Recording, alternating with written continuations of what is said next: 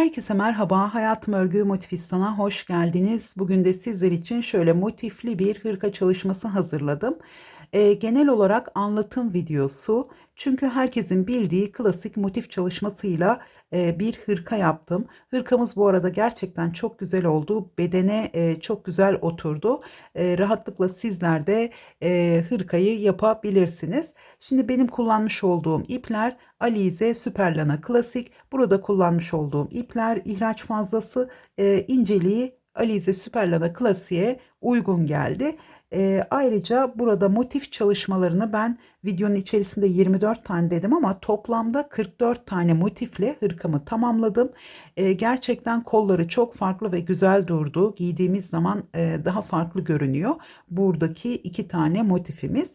Şimdi bir kolunu tamamlamışım ben bu hırkanın. Daha önce ördüm. Çünkü diğer kolunu yapmamışım. O yüzden diğer kolunun birleştirmesini ve anlatımını detaylı bir şekilde veriyorum.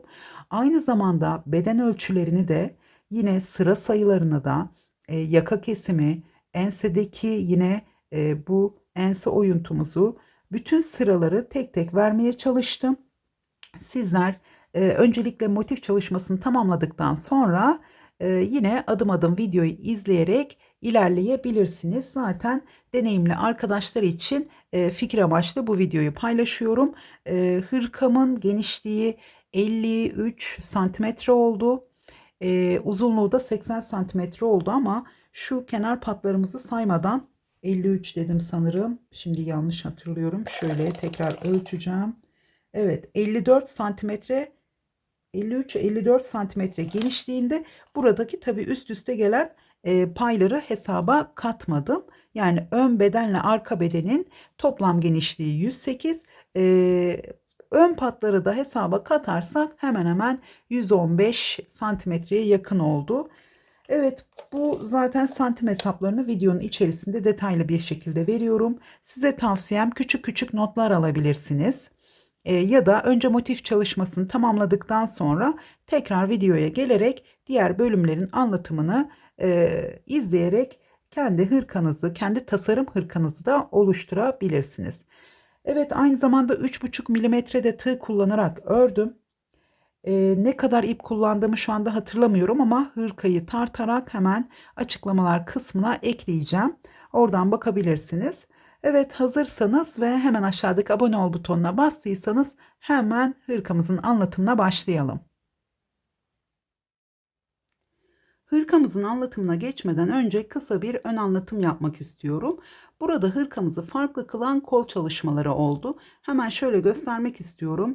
Kollarımızda iki tane motifimiz var ve bunları düz bir zemine nasıl yerleştiriyoruz? Aynı zamanda kol genişliğini nasıl ayarlıyoruz? Kol uzunluğumuz ve kollarımızı bedene nasıl birleştiriyoruz? Önemli olan kısmı hırkamızın bu kısımları. Şimdi ben bu kolumuzu tamamladım. Diğer kolu da sizlerle birlikte yapacağız. Şimdi burada hırkamız için toplamda 24 tane kare motif çalışması yaptım. Gördüğünüz gibi klasik kare motif çalışmasıyla motiflerimi tamamladım. Şimdi burada sizlere motif anlatımını yapmayacağım. Bunu genelde deneyimli arkadaşların hepsi biliyordur. Yeni başlayanlar da hanım dilendi, beybendi motifi olarak YouTube'da aratırsa rahatlıkla yapabilirler. Şimdi burada birleştirme sırasını yani ana rengimizi birleştirme sıralarımızı bir sıra yaptım. Bunu dilerseniz örerek birleştirme, dilerseniz de ip kesmeden birleştirme olarak yapabilirsiniz. Ben ip kesmeden birleştirme tekniğini kullandım. Şimdi önlerde 10 tane 10 tane olmak üzere 20 tane motifimiz var. Yani 2 tane enine 5 tane de boyuna şeklinde. Şimdi burada bakın bu 5 tane enine olan motiflerimizin bu parçaları örerek birleştirme tekniğiyle pardon ben ip kesmeden birleştirme tekniğiyle bu motiflerimin tamamını birleştirdim. Sonra ikinci önümüzü de birleştirdim. Sonra arka bedeni ördüm. Bunları da yine ip kesmeden birleştirme tekniğiyle birleştirdim. Bütün bu üç parçayı tamamladıktan sonra hepsinin etrafına bir sıra ördüm. Yani şu şekilde. Bakın burada birleştirme sıramız ilk sıramız bizim. Daha sonra bunun etrafına şurada köşeyi yaparak, burada da yine köşeyi yaparak bir sıra etrafında ördüm ve isterseniz bu bölüme gelmiş olabilirsiniz, isterseniz bu tarafa gelmiş olabilirsiniz. Hiç fark etmez. Bu taraftan göstereceğim. Hemen buradan döndüm ve buradan sonra bakın bu omzun birleştiği yere kadar toplamda 6 sıramız var. Ve şu iki sırayı saydığımız zaman 8 sıra olmuş oluyor ana rengimizde. Şimdi bu 6 sıranın 3 sırasını, yani şu iki sıradan sonra 6 sıramız var. Bu 6 sıranın 3 sırasını burada sona gelene kadar ördüm. Bu taraftan döndüm. Bu taraftan tamamladım. Şimdi buraya geldiğim zaman yaka kesimini ayarlamanız gerekiyor. Sağ ve sol beden için yaka kesimini ona göre denk getirmeniz gerekiyor. Yani ikisinin karşılıklı gelebilmesi için bu sırayı bir bölümde, yani bir ön parçada ya buradan kesip diğer taraftan başlamanız gerekir ya da diğer tarafta kesip buradan başlamanız gerekiyor yaka kesimi için. Şimdi yaka kesimini yaparken şimdi şu 6 sıra üzerinden konuşacağım. Yani burada 2 sırayı tamamladım. Daha sonra burada 3 sıra ördükten sonra düz bir şekilde, yani yukarıya doğru çıkıyoruz. Şu kenar patları kafanızı karıştırmasın, onları en son söyleyeceğim burada. Şuradaki son sıramız da bizim kenar patımız çünkü. Burada sadece 2 sıramız var.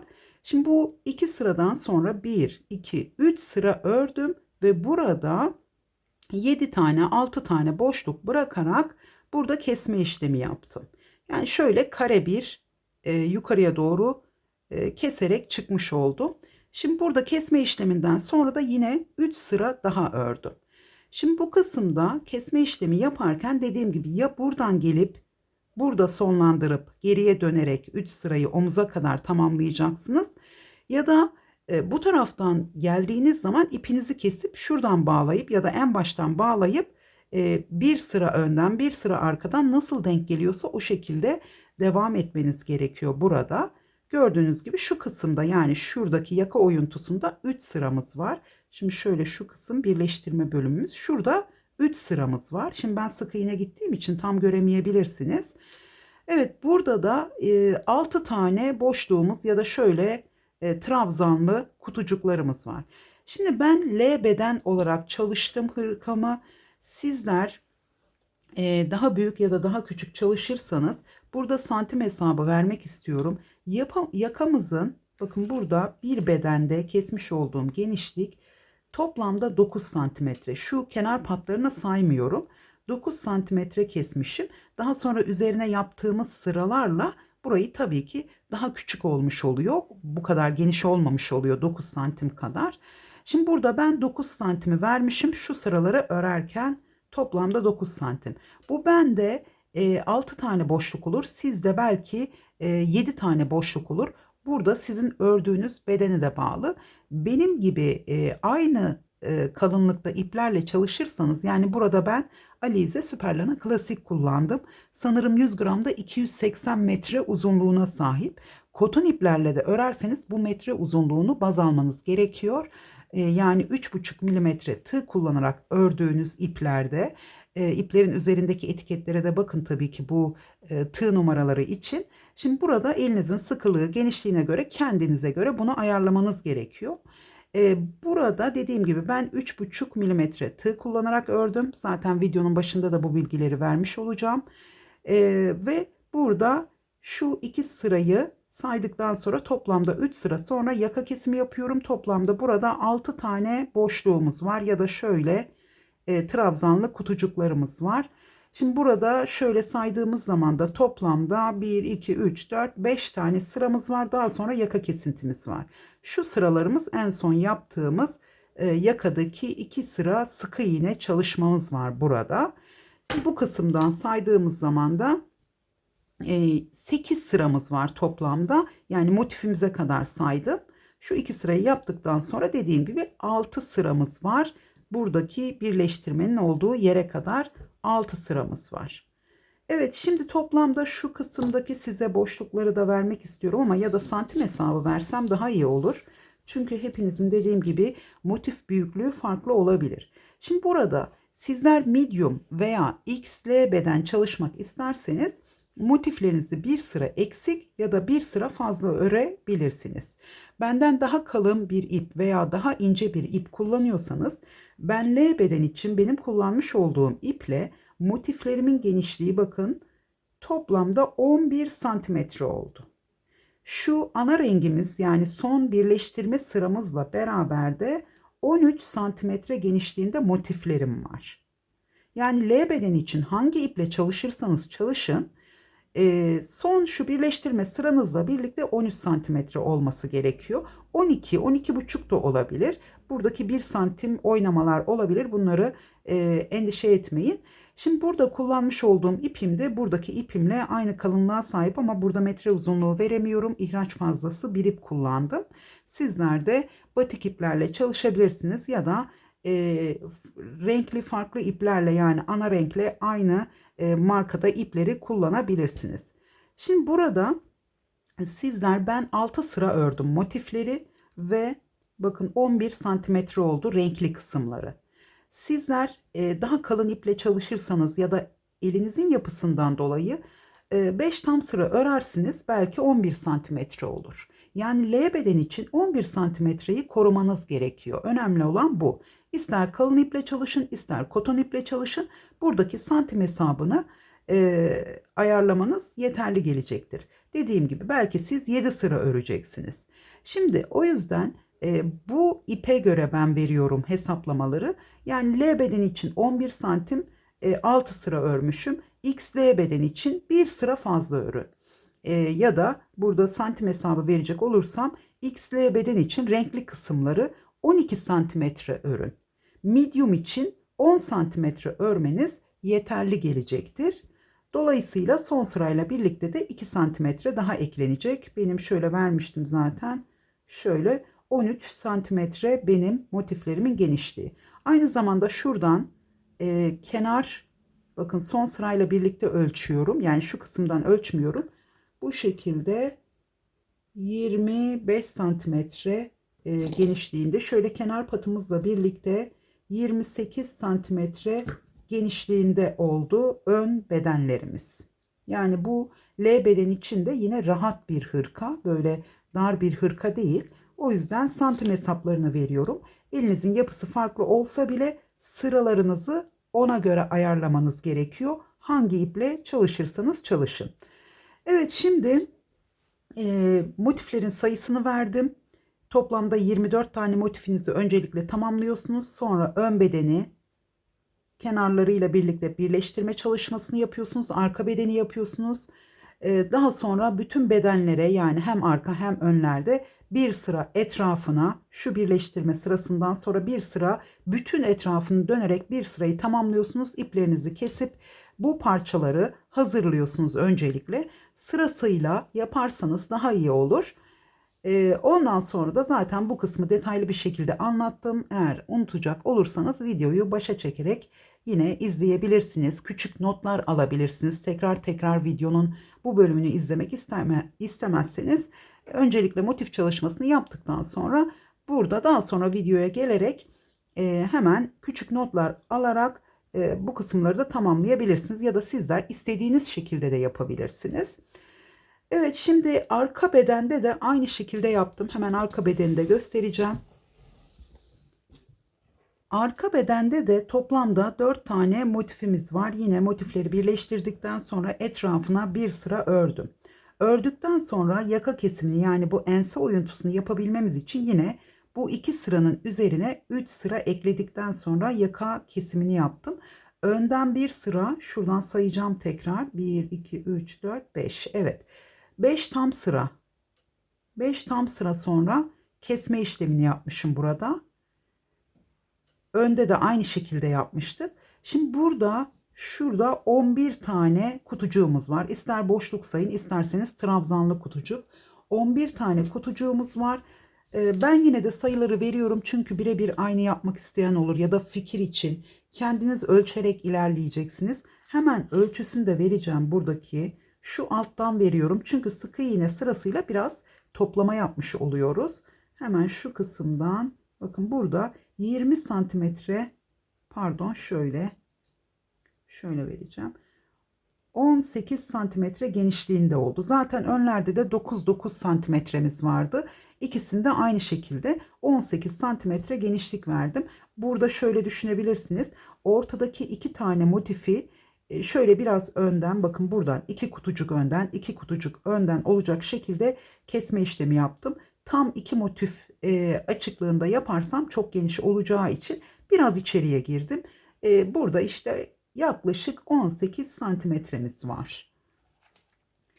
Şimdi burada da yine bakın etrafına bir sırayı ördükten sonra yaka kesiminin geldiği yere kadar burada ileriye geriye bir önden bir arkadan 3 sırayı tamamlıyoruz. Tamamladıktan sonra ipimiz nerede kaldıysa toplamda şöyle düz bir şekilde 3 sıra daha örüyoruz.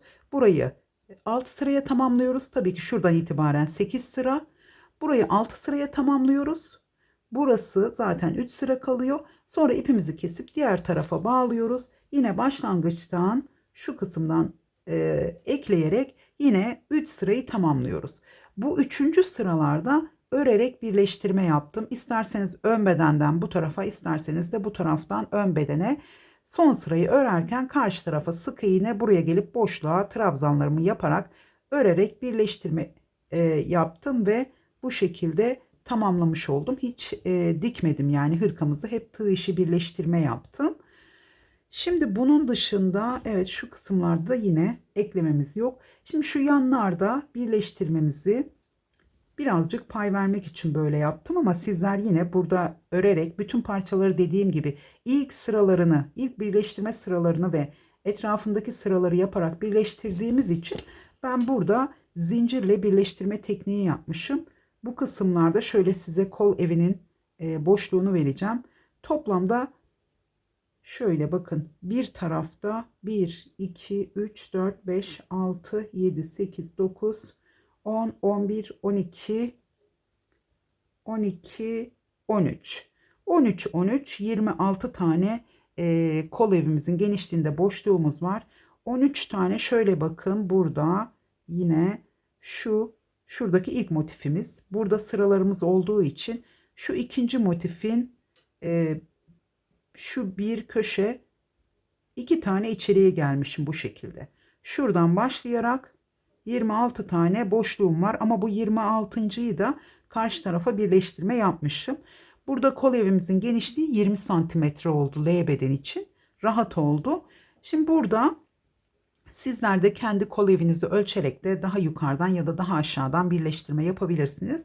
Çok da bunu fazla da yapmamıza gerek yok. Çünkü kolla birleşmesi, yani bu boşlukların uyum sağlaması gerekiyor. Sayıların denk gelmesi lazım karşılıklı. Şimdi burada bir zincir, buraya ipimi bağladım. Bir zincir çektim. Karşıdaki boşluğa bir sık iğne. Bir zincir, buradaki boşluğa bir sık iğne. Bir zincir, karşıya geçtim. Bir sık iğne şeklinde burada zincirle birleştirme yaptım. Araya da çok az bir pay vermiş oldum. Evet. Şimdi hırkamızın genişliği 53 santimetre. Öndeki kenar paylarını saymadan bu şekilde 53 santimetre, iki sıralarla birlikte ve uzunluğu da 80 santimetre oldu. Buhar ütüsü henüz yapmadım. Hemen hemen 82 santim olarak da yine ütüden sonra 1-2 santim değişkenlik gösterecektir. Dediğim gibi belki siz XL bedendesinizdir ama bu santim hesapları size uygun olacaktır. Aynı şekilde de yapabilirsiniz motif ölçülerine göre. Evet, şimdi kolumuzun anlatımıyla devam edeceğiz ama hemen şöyle unutmadan kenarları da göstermek istiyorum. Bakın burada motiflerin kenarına ikinci sırayı şöyle etrafından bir sıra yaptıktan sonra burada zaten şu kesme işlemlerini tamamladık ve birleştirmeleri yaptık. Hepsini tamamladık. Sadece kollarımızı eklemedik. Burada şöyle, isterseniz bu kenardan başlayın, ister diğer taraftan. Bir sıra yine aynı şekilde modelimizi devam ettirdim. Bu etek ucunda da devam etti. Bütün hırkamızın etrafına bir sıra ördüm. Aynı zamanda yakada da devam ettirdim. Bakın bu şekilde. Siz burada şimdi göremiyorsunuz. Şöyle kenardan devam ettirdim. Pardon. Hemen hata olmasın. Şuradan itibaren. Yakada değil. Çünkü yakada burada sayıları vermiştim. İki sıra zaten burada sık iğne sıramız var. Şimdi sadece şuradan ipimi bağladım. Yakanın haricinde, yani ense ve şu yakanın haricinde hırkamızın bütün etrafına 3. sıra olarak modelimizi devam ettirdim. Daha sonra da 2 sıra sık iğne sırası yaptım. Son sırada da kaydırma sırası yaptım. Burada 2 sıra sık iğnemiz var. Alt, şöyle bakın, etek ucunda ise burada 3 sıra trabzan sırası yaptım. Bu trabzan sırası, bakın, bu ilk sırada boşluklara değil de trabzanların üzerine batarak yaptım. Bunu da hemen şu bakın, sık iğne sırasını yaparken, şu 3. sırayı yaparken etek ucunda da 3. sırayı bitirmişim.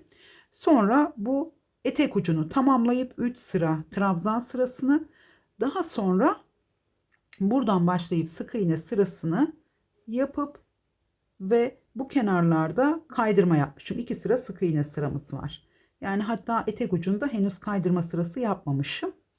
Buradan isterseniz şöyle bu ilk 3. sırayı tamamladıktan sonra, bakın şu kısımda, şimdi şu kısımda sık iğne ile buraya gelip, şimdi bu sık iğne sırasıyla buraya gelip şurada ilkini sık iğne yapıp sonra boşluğa 2 tane trabzan yaparak yükselerek yani devam etmişim. Tekrar sık iğne sırasıyla gelip buradan trabzanla, etek ucunda trabzanla devam etmişim. Yine kaydırma sırasıyla gelip burada yine 3. sırayı trabzan sırası olarak devam etmişim. Ama kafanız karıştıysa şu 3. sırayı tamamladıktan sonra şurada sık iğnesini gitmeden önce hemen alt bedende ipinizi buradan bağlayın. Buraya 3 sıra trabzan sıranızı yaptıktan sonra buradan ipinizi buradan bağlayın. Tek kenar olarak çalışabilirsiniz. Bir sıra sık iğne sırası yapın. Burada tabii ki kaydırma sırasının düz, yani ön yüzden olacak şekilde başlamanız gerekiyor. Evet, bu şekilde. Tabii ki ben bunları şimdi detaylı olarak anlatıyorum ama sizler burada trabzan değil de yine modelimizi devam ettirerek de tamamlayabilirsiniz. Bu kısımları kendiniz tasarlayabilirsiniz. Birebir aynı olmak zorunda değil. Önemli olan burada beden çalışmalarımızın, santim hesaplarımızın, kol evinin, beden genişliği ve uzunluğu, bunlar önemli. O yüzden ben bunları paylaşmak istedim. Gördüğünüz gibi şu kısımlarda şöyle üst üste geliyor üzerimize giydiğimiz zaman da. Sadece şu bir ve şuradaki 2 sıramız, şu 3 sıramız, bakın şöyle 1,5 parmak buranın, şöyle ölçelim. Hemen hemen 2 santimetre, 2 santimetre önde böyle ön patlarımız üst üste güzel bir şekilde geliyor. Herkesin tabii ki beden yapısı farklı. Şimdi yakada da son olarak burada 2 sıra sık iğne ile topladım. Şu birleştirme noktalarında sık iğneleri 2 boşluktan alarak teke düşürerek ördüm. Bu şekilde yuvarlak bir görünüm kazandı ve bir sırada yine ön yüzden kaydırma yaptım. Bu şekilde tamamladım. Evet. Şimdi kol anlatımımızla devam edeceğim ve kol birleştirmesini göstereceğim. Unuttuğum şeyler olursa bana yorumlarda sorabilirsiniz. Kullanmak istediğiniz iplerin markası ve metre uzunluğuyla söylerseniz size onlarla ilgili yardımcı olmaya çalışırım. Dediğim gibi bütün detayları vermeye çalışıyorum. Ama yine de eksik olabilir çünkü şu anda anlatım videosu yaptığım için aralıksız konuşmam gerekiyor ve notlarıma da baktım. Bütün notlarımdaki bütün bilgileri vermeye çalıştım. Evet, şimdi kol çalışmamızla devam edelim. Evet, diğer kolumuzun yapımıyla devam ediyoruz. Şimdi burada kollarda 2 motifimiz var. Bu 2 motifi diğer bölümlerde olduğu gibi son sıralarda örerek birleştirme yaptım ve küçük bir dikdörtgen parça elde ettim. Şimdi birleştirmeyi yaptıktan sonra şu köşede, ilk sırada, buradan tekrar köşeyi kapattıktan sonra sıralara devam ettim. Yani bu motiflerimizin 4 kenarını birlikte örerek toplamda 11 sıra yaptım. 11 tane köşemiz var burada. 11 sırayı tamamladıktan sonra benim için yeterli genişliğe, yeterli uzunluğa sahip oldu. Dolayısıyla burada biraz daha genişletmem gerekiyordu. Hem bu boşlukların kol evine denk gelebilmesi için hem de kolumuzun genişliğini arttırabilmemiz için. Şimdi uzunluğu daha fazla arttırmak istemedim. Çünkü kolumuz bittikten sonra da sıra ekleyebiliriz. Dolayısıyla öncelikle genişliğe çalıştım. Şimdi burada 11 sırayı tamamladıktan sonra 3 sıra daha ekledim. Bu 3 sırayı sadece 3 kenarda ördüm. Yani şu en üstteki kenara sıra eklemedim. Sadece 11 sırayı tamamladıktan sonra hangi tarafta bitirdiysem kenarı buradan zincirimi çekerek döndüm. Ve şöyle alt kenara geldim. Burada yine köşelere devam ettim. Yine yukarıya çıktım. Tekrar geldim ve bir kez daha gelerek 3 sırayı tamamladım. Şimdi 3. sırayı hangi kenarda tamamladıysam, yani ben bu tarafta tamamlamışım. 2 sıra daha ekledim. Yani burada artık köşeler olmadan toplamda 5 tane sıramız var. Bu son 2 sırayı gördüğünüz gibi çok kısa ördüm. Burada kol evine birazcık genişletme yapmak istedim ve kolun tamamını bu genişlikte olsun istemedim. Şimdi benim kolun genişliği toplamda 35 santimetre oldu. Tabii ki buhar ütüsüyle 36 santimetre de olabilir. Dolayısıyla bu yukarı bölümde ise toplamda 40 santimetremiz olacak. Şimdi burada 40 santimetre olduktan sonra şu boşluklarımız, yani birleştirme için gereken boşluklarımızdan 22 tane olacak. Ve bu 22 boşluk kol evine birleştirirken ikişer tane yedirme yapacağız. Yarısını, yani 2 tanesini bir tarafta, 2 tanesi de diğer tarafta. Bunu birleştirirken daha rahat görebilirsiniz. Çünkü bizim kol evimizde toplamda 26 boşluğumuz var. Enine ve dikey çalıştığımız için, yani burada enine örüyoruz. Kol evinde dikey olarak yükseliyoruz. O yüzden burada fark ediyor. Şimdi burada bu şekilde 2 tane fazlalığınız olduğu zaman yedirme yapabiliriz rahatlıkla. En fazla belki 3 tanesinde, ama 2 olduğu zaman daha rahat olur. Şimdi sizler farklı bedenlerde çalıştığınız zaman santim hesabına dikkat edin. Eğer farklı iplerle örüyorsanız ama benimle aynı iplerle çalışıyorsanız ve 3,5 milimetre tığ kullanıyorsanız L beden için aynı sayılarda ilerleyebilirsiniz. Medium için 10 sıra, XL için 12 sıra yapmanız yeterli olacaktır. Tabi yine verdiğim ölçülere dikkat ederek ilerlerseniz daha iyi olur. Şimdi dediğim gibi şu kol evinin genişliği toplamda 40 santimetre. Bu alt bölümde ise 35 santimetre oldu. Şimdi hemen şu yapmış olduğum ek sırayı diğer tarafa birlikte yapacağız. Burada ipimi kesmeden devam ederek aynı şekilde yaptım.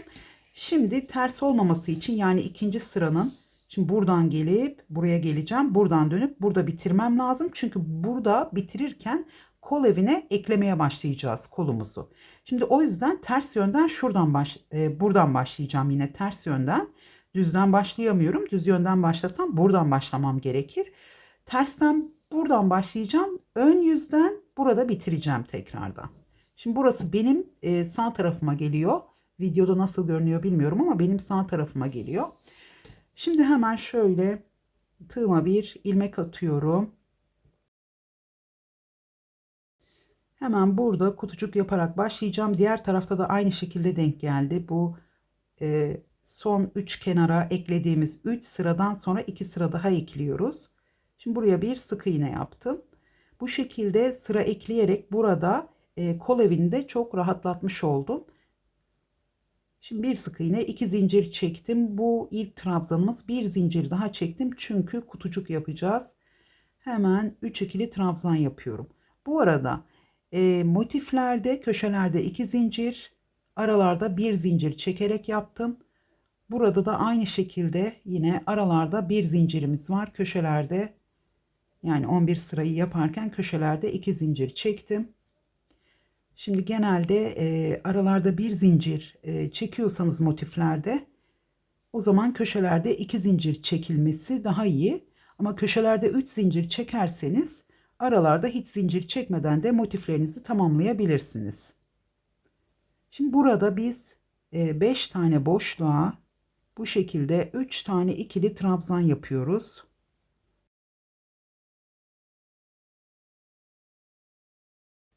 Şöyle üçüncüsü 1 2 3 4. Şimdi bir zincir çektim, 5. boşluğa geldim.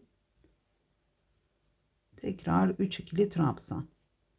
Şimdi 6. boşluğa zincir çekmeden sadece bir ikili trabzan yapıyorum. Şöyle bir, ikisini birlikte yani 3 kere de çıkarak yaptım. Burada gerginlik oluşmasın diye.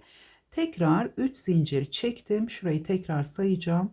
1 2 3 4 5 tane trabzanlı kutucuğumuz var. 1 2 3 4 5 tane de boşluğumuz var. Şu altıncısı, burada kesme yaptık. Şimdi 3 zincir çektim ve dönüyorum. 6. boşluğun içine sadece bir trabzan yaptım. 3 zincir çektim. Bu ilk boşluğu atlıyorum. Hemen buradaki boşluğa yine 3 ikili trabzan. Tekrar bir zincir ve 3 ikili trabzanlarla devam ediyoruz.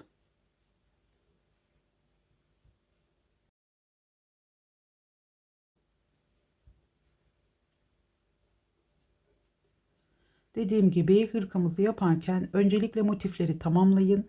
Daha sonra birleştirmeyi yapın. Hem arka hem ön hem kollar, bu şekilde birleştirmeleri yapıp daha sonra parçaları dilediğiniz sıra sayıları ile ekleyebilirsiniz. Sizler daha kısa olmasını isteyebilirsiniz. O zaman daha az sıra ekleyebilirsiniz bedenlerde. Şimdi son boşluğa geldim. Yine bir zincir çektim. Şu ipimi de burada gizleyeceğim. Hemen 3 ikili trabzan yapıyorum. Şimdi burada köşe yaparak döneceğim. Çünkü bir tane boşluğumun oluşmasını istiyorum.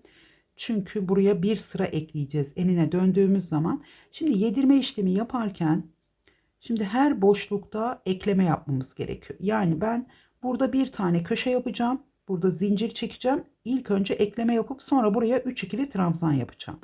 Daha sonra burada bir zincir çekip eklememi yapıp buraya 3 ikili trabzan yapacağım. Yani buradaki trabzanın üzerinde bir tane kutucuk olacak. Ama bizim 2 tane fazladan kutucuğa ihtiyacımız var kollarda. Çünkü bedende 2 tane fazlamız var her bölümde.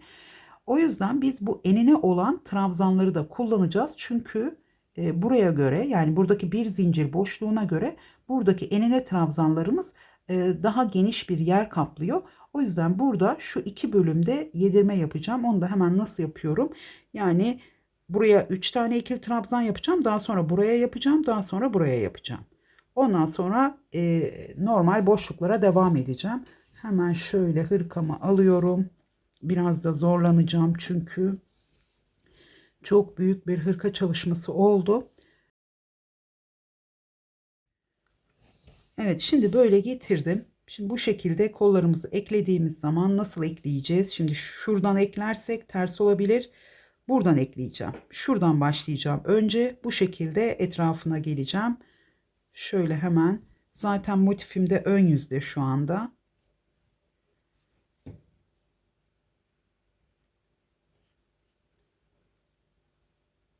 Şimdi tekrar kontrol edeceğim. Burada köşe yapacağım için bir zincir çektim. Bakın şöyle üstten gelecek. Şöyle etrafında, evet, döneceğiz bu şekilde.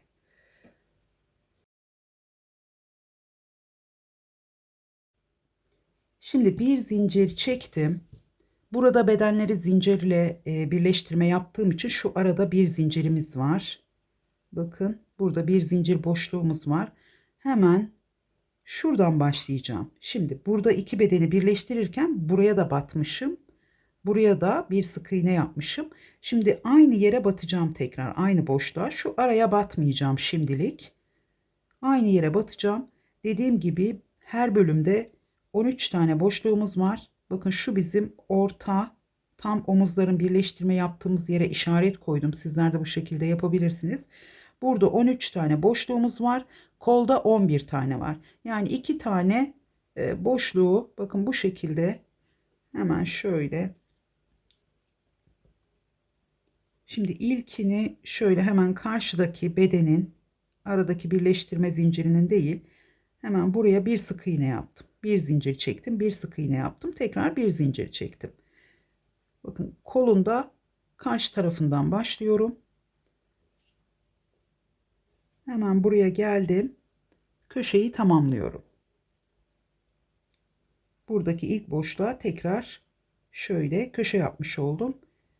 3 ikili trabzan yaptım. Şimdi zincir çekmeden karşı tarafta sıradaki boşluğa bir sık iğne yaptım. Şimdi karşı tarafta 3 tane trabzanı atlayarak sıradaki boşluğa bir sık iğne yaptım.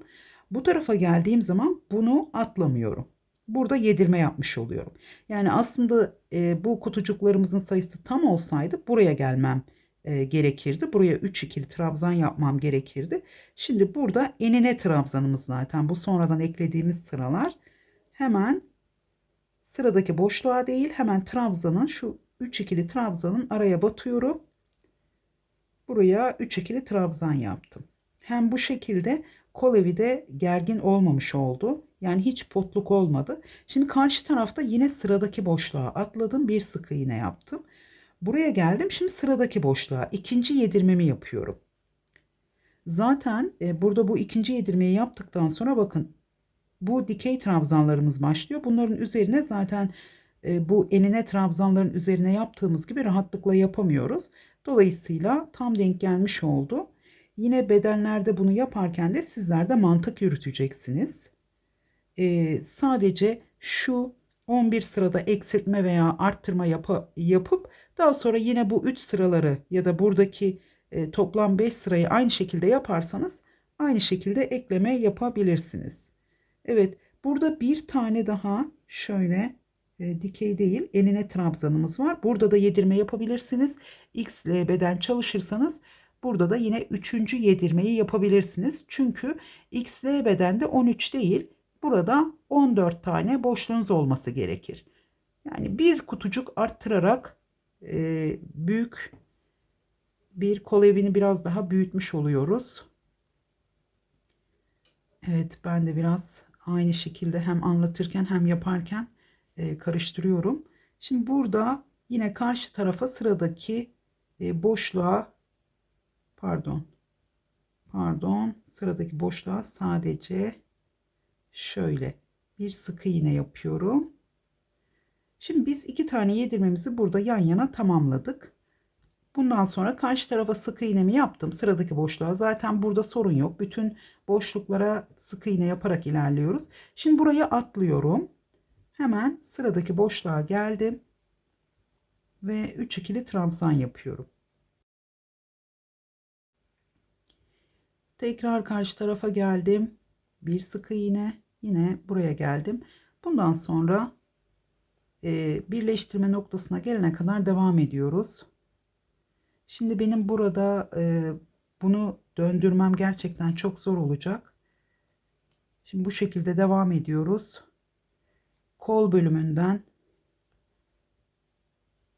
saydığımız zaman, yani tam omuzların birleştirme yerine geldiğimiz zaman, buraya geldiğimiz zaman birleştirmeyi tamamladığınızda şu sonda 11 tane boşluğunuzun kalması gerekiyor. O şekilde ayarlayacağız. Yani burada da dilerseniz 11. boşluğa ya da şöyle 11. Trabzanların üzerine işaretleyici takabilirsiniz. Ben bu şekilde dönemeyeceğim çünkü kameranın altında. Bu şekilde sona geldiğimiz zaman böyle ekleyeceğiz. Şöyle bakın, buradan ekleyeceğim. Şöyle göstereyim. Şimdi bu şekilde ekleyeceğim. Ön bölümü de eklediğim zaman buraya geldiğim zaman yine burada enine trabzanlarımız var. Bakın 3 tane. Şurayı köşe olarak kapatacağım. Şurayı yine buraya 3 tane ikili trabzan yapıp daha sonra burada zincir boşluğumuz olacak. Oraya geldiğim zaman tekrar göstereceğim. Burada da gördüğünüz gibi şöyle 1, 2, bu üçüncüsü, yani 3 tane dikey ya da yatay trabzanımız var. Yine burada şu 1, 2 ve 3. Burada her boşluğa trabzanları yaparak ilerliyoruz. Başlangıçta olduğu gibi yine 2 tane yedirme yapmış oluyoruz. Sona geldiğinizde zaten boşlukların ne kadar kaldığını görerek devam edebilirsiniz. Şimdi ben burayı ekleyeceğim. Buraya geldiğim zaman tekrar geliyorum. Evet, ben şimdi birleştirmemi bu şekilde yaptım ve kolu ters çevirdim. Bu tarafa geldim. Gördüğünüz gibi bu da alt tarafta kaldı. Şimdi burada şunu göstermek istiyorum. Bakın burada kolumuzun şu bedenlerin birleştiği son boşluğa da batıyorum. 1, 2, 3, 4, 5 tane boşluğum kaldı. Şimdi buraya baktığımız zaman 1, 2 tane boşluğumuz kaldı. Başlangıçta da bu şekildeydi aslında. Şimdi yedirme yaparken şu enine trabzanlarda yapıyoruz. 1, 2, 3, 4 ve burada bir köşe boşluğu yapacağız. O şekilde birleştirmemizi yapacağız. Şimdi burada hemen karşı tarafa şöyle birleştirmemi yaptım. Beşinciyi de yapmış oldum aslında. 4 tane kaldı. Burada da 1, 2, 3, dördüncü boşluğumuz. Yanlış saymışım. Şimdi hemen bakın bu yatay trabzanın araya giriyorum. Yani bu boşluğa atlamıyorum. Buraya geldim. 3 ikili trabzan yapıyorum. Bunlar yatay olduğu için potluk oluşmuyor burada. Hemen karşı tarafa sıradaki boşluğa bir sık iğne. Tekrar sıradaki boşluğa geldim. Yani burada hiç atlama yapmıyoruz. Kolun etrafında döndüm ve başladığım noktaya geldim. Evet, tekrar karşı tarafta şöyle sıradaki boşluğa atladım. Bir sık iğne ve yine buradaki yatay trabzanın üzerine sırasıyla yapıyorum. İlkini yapmıştım. Bu da ikincisi. 2 tane yedirme yaptım. Şimdi tekrar karşı tarafa birleştirme yapıyorum. Bakın burada 1, 2 boşluğumuz kaldı. Hemen buraya geldim. Bu iki boşluğun bakın bu sonuncusu hem bedenleri birbirine birleştiriyor hem de kolları birbirine birleştiriyor. Şimdi tekrar buraya geliyorum. Yine başlangıçta olduğu gibi köşe yapıyorum. Aynı boşluğa batıyorum çünkü. 3 ikili trabzanı yapıyorum. Hemen karşı tarafa birleştirme yapacağım. Şöyle bir zincir çektim. Şimdi buradaki son boşluğun içine battım. Buraya bir sık iğne yaptım. Tekrar bir zincir çektim. Köşeye geliyorum. Şu iplerimizi sonra gizleyebiliriz. Hemen buraya bir kaydırma yaptım, birleştirdim. Bakın burada şimdi bir zincir çektim, sağlamlaştırdım. Kola devam edeceğim. Hemen şöyle çeviriyorum. Şöyle bedenleri birleştirdiğim için kola devam edeceğim. Hemen kol ucuna kadar şurada hemen sökülmeden ilmeğimi şöyle çekelim. Bir zincir çekmiştim. Evet. Şimdi burada bakın kola devam ediyorum. Hemen şöyle boşluk kalacak mı? Şimdi karşı taraftaki şimdi biz şu köşedeyiz. Karşı tarafta da köşe var. Diğer kolun ilk başladığımız şu. Şu bizim köşemiz. Şimdi bu köşeyi şöyle şuraya birleştirdiğim için tam trabzanın köşesine şöyle tekrar köşe boşluğuna battım. Şimdi buradaki şu koldaki köşenin içine geliyorum. Çünkü burada boşluk kalmasını istemiyorum. Bakalım şu kısma. Gördüğünüz gibi bu kadar bir boşluk kaldı. Dilerseniz bunu da daha sonra kapatabiliriz. Şöyle yapalım.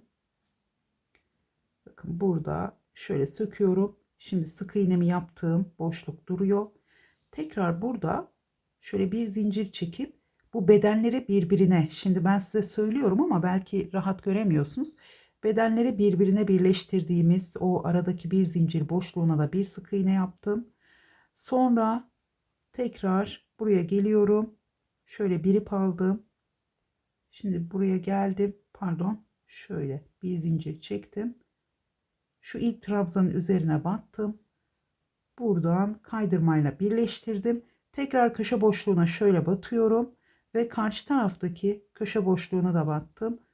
Buradan hepsini birlikte kapattım. Şimdi buraya bakalım. Buradaki açıklığı kapatmış oldum gördüğünüz gibi. Evet, aradaki o bir zincir boşluğuna da yani şu köşeyi birleştirirken bir zincir çektim. Bedenin boşluğuna diğer tarafta olduğu gibi bir sık iğne bir zincir çektim. Bedenlerin birleştiği bu aradaki bir zincir boşluğuna bir sık iğne yaptım. Bir zincir çektim. Buraya geldim. Köşenin üzerinden hemen kaydırmayla ilmeğimi çekip geriye battım. diğer koldaki köşe boşluğunun içinden birlikte sık iğne yaparak kapattım. Evet, şimdi şu ipimi de şöyle gizleyeceğim. Bir zincir çektim. Hemen buradan şu boşluğa atladım ve sık iğne yaptım. Bir zincir, karşı tarafta sıradaki boşluğa, burada çok dikkat edelim. Kaydırma yapmayalım. O yüzden iki köşeyi birbirine sabitledim. Çünkü diğer türlü yapsaydım belki kayma yapacaktı burada.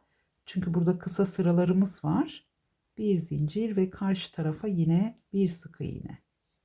Tekrar bir zincir, yine bir sık iğne, tekrar geldim. Buraya bir sık iğne, yine bu tarafta da son boşluğa bir sık iğne. Şimdi eğimin olduğu yere geldim. Bir zincir. Şimdi ilk şu karşı taraftaki boşluğa hemen batıyorum. Yani sıradan boşlukları devam ediyorum. Buraya geldim. Yine bu tarafta da ilkinin içine bir zincir. Burada ikinci. Tekrar bir zincir. Yine burada bakın son, artık şu 6. boşluğun olduğu yere, yani şu boşluklar, trabzan yapmış olduğum boşluğa tekrar batıyorum. Karşı tarafa tekrar yine 6. boşluğa, yani trabzanı yaptığım boşluğa battım. Tekrar bir zincir. Bundan sonra sırasıyla karşılıklı devam ediyoruz. Evet, şimdi şöyle bir iki tane yapacağım, hemen göstereceğim.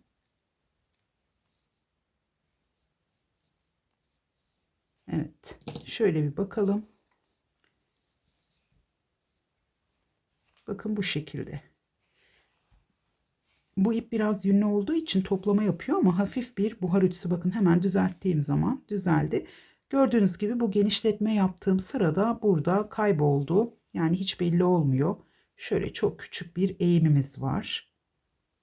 Ama kol evi için gerçekten çok güzel oldu. Bu şekilde devam ediyoruz. Şimdi birleştirmeyi yapıyoruz. Daha sonra kolunuzu üzerinize giyip ölçün. Buraya geldiğiniz zaman ipinizi kesmeden etrafında sıralar ekleyerek, dilerseniz eğer uzunluğu yeterliyse sık iğne sırası ve kaydırma yaparak kolları bitirebilirsiniz.